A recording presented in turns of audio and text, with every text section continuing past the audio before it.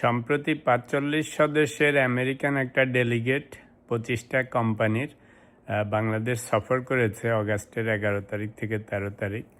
তো এরা আবার প্রধানমন্ত্রীর সাথে এবং অন্যান্য বিশিষ্ট ব্যক্তিবর্গের সঙ্গে দেখা সাক্ষাৎ করেছেন, মিটিং করেছেন। তো মূল উদ্দেশ্য ছিল যে বাংলাদেশে বিনিয়োগের এক্সপ্লোর করা, পার্টিকুলারলি প্রযুক্তি, স্বাস্থ্য, ফাইন্যান্সিয়াল সার্ভিসেস, কৃষি, এনার্জি, এই সমস্ত খাতে।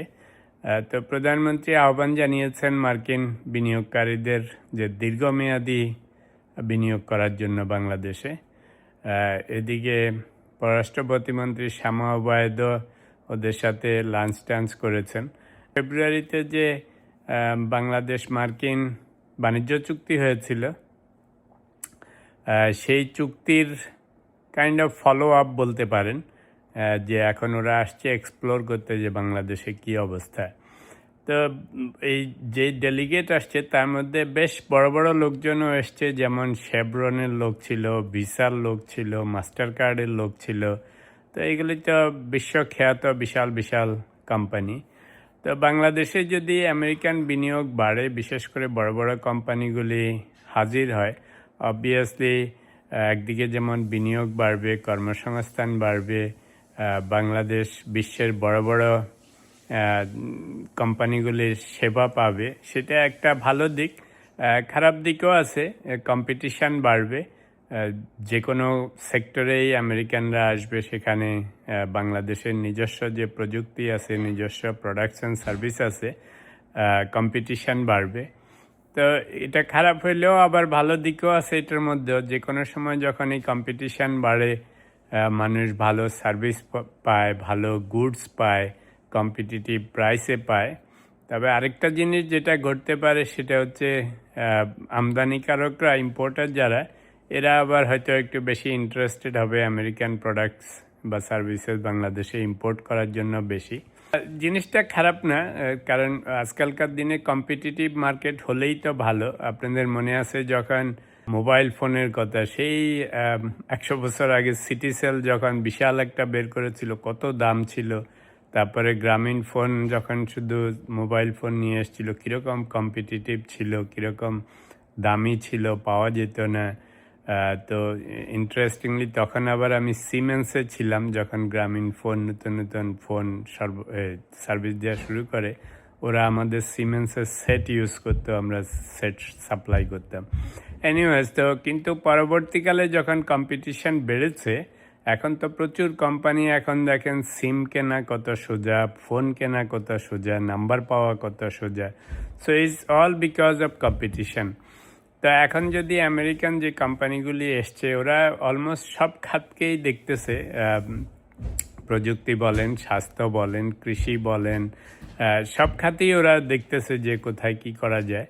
তা আমি বলবো বিশ্বের বড় বড় কোম্পানিগুলি বাংলাদেশে যদি আসে, তখন বাংলাদেশের ওভারঅল ইকোনমিক সিনারিও চেঞ্জ হয়ে যাবে। আপনার আগে তো আমরা শুধু আশেপাশের চীন, ভারত এগুলি নিয়ে কারবার করেছি, আমেরিকানদেরকেও আসতে দিতে হবে। তবে একটা কিছু কনসার্ন আছে, সেগুলি হচ্ছে যে বাংলাদেশে কোনো ব্যবসা বাণিজ্য করতে গেলে তো নানা রকম অবস্টেকল, চ্যালেঞ্জের মধ্যে পড়তে হয়। এগেইন আমি go back to my siemens days, কারণ সিমেন্সে বিদেশিরা ছিল, জার্মানিরাও চাকরি করতো। ওরা ইনিশিয়ালি ঘুষ ঘাস এটা ওটা এগুলি নিয়ে ওরা খুবই বিরক্ত ছিল, যে কোনো প্রজেক্ট পেতে গেলে বিভিন্ন জায়গায় ঘুষ টুস দিতে হয়, বিভিন্নভাবে তদবির করতে হয়, এটা খুবই খারাপ। তো সেই জিনিসগুলি সরকারকে অ্যাড্রেস করতে হবে। ফরেন কোম্পানিজগুলি একদিকে যেমন ঘুষ ঘাস দিতে চায় না, আরেকদিকে ফরেন কোম্পানিগুলি, বিশেষ করে আমেরিকান কোম্পানিদের, কানাডিয়ান কোম্পানিদের ঘুষ দেওয়ার বিরুদ্ধে নানা রকম আইনকানুন আছে এবং ওরা স্ট্রিক্টলি ফলো করে। তো সেগুলি দেখতে হবে। আরও একটা জিনিস হচ্ছে যে বিদেশিরা বাংলাদেশে যখন বিনিয়োগ করে, ফরেন কারেন্সি আনা নেওয়াটাও একটু টাফ। মানে আপনি যে টাকা পয়সা ওখানে নেবেন বা লাভের অংশ আনবেন, সেগুলির ব্যাপারেও নানা রকম ফরেন কারেন্সির উপর রেস্ট্রিকশন আছে। তো সেটাও যাতে ফরেন কারেন্সি রিপ্যাট্রিয়েশনের উপর গভর্নমেন্টের যে বিধিনিষেধ আছে, সেগুলি একটু পরীক্ষা নিরীক্ষা করতে হবে।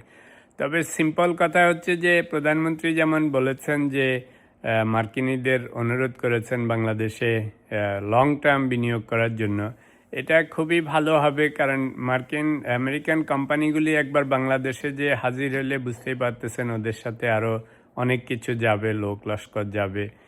তো একদিকে ভালোই হবে। তা আমার মনে হচ্ছে যে এই 25টা কোম্পানির যে 45 ডেলিগেট গিয়েছে, মূল উদ্দেশ্যই আসলে ওই যে সেই বাণিজ্য চুক্তির ফলো আপ হিসাবে। কারণ বাণিজ্য চুক্তিতে একটা কথা বাংলাদেশকে বলা হয়েছিল যে বাংলাদেশে আমেরিকান গুডস অ্যান্ড সার্ভিসের জন্য মার্কেটকে আরেকটু ওপেন করে দিতে হবে। তো মন্দ কি, যে কোনো দেশেই আপনার যদি কম্পিটিশান বাড়ে, সে যে সেক্টরেই হোক, সেটাতে বেশিরভাগ সময়ই দেখা যায় মানুষ আলটিমেটলি ভালো ফল পায়। তো যদি আমেরিকানরা যে হাজির হয় সেটা যেই খাতেই যায়, কম্পিটিশান বাড়বে। ফলে দেশি কোম্পানিগুলি, দেশি সার্ভিস প্রতিষ্ঠানগুলিও তাদের সেবা উন্নত করার চেষ্টা করবে, প্রোডাক্টের মান উন্নত করার চেষ্টা করবে, আমেরিকান গুডস অ্যান্ড সার্ভিসের সাথে কম্পিট করার চেষ্টা করবে। আবার যারা অ্যাফোর্ড করতে পারে তারা দেশি বিদেশি পণ্য বা সেবা গ্রহণ করবে। অসুবিধার তো কিছু নাই। স্বাস্থ্য খাতেও যদি আমেরিকানরা হসপিটাল বা অন্যান্য জিনিস নিয়ে আসে, সেটাও আমাদের দেশের জন্য অনেক উপকার হবে। কারণ বহু মানুষ আননেসেসারিলি বিদেশে যে নানা রকম ট্রিটমেন্ট নেয়, তো বিদেশে যেতে আসতে থাকতে যে পরিমাণ খরচা হয়, যদি সেরকম ইন্টারন্যাশনাল স্ট্যান্ডার্ডের হসপিটালের সংখ্যা বাড়তে থাকে, মেডিকেল সেন্টারের সংখ্যা বাড়তে থাকে, তাহলে মানুষ দেশেই সেবা নিতে পারবে। তো আমার কাছে মনে হচ্ছে ওভারঅল জিনিসটা খারাপ না। যদিও আপনাদের মনে আছে আমি বাংলাদেশ আমেরিকান বাণিজ্য চুক্তি নিয়েও অনেক ভিডিও করেছিলাম এবং অনেকভাবে বলেছিলাম, চেষ্টা করেছিলাম ভালো দিক খুঁজে বের করার জন্য। কারণ সব কিছুর মধ্যেই কিছু ভালো খারাপ থাকে। তো এখন যখন বাণিজ্য চুক্তি হয়েই গিয়েছে, আমেরিকানরা যদি ইনভেস্টমেন্ট নিয়ে বা আমাদের অন্যান্য প্রযুক্তি, জ্বালানি, স্বাস্থ্য, কৃষি এসব খাতে বিনিয়োগও নিয়ে আসে এবং এখানে শিল্প কলকারখানা প্রতিষ্ঠা করে, সেটা আলটিমেটলি দেশের জন্য ভালোই হবে বলে আমি মনে করি।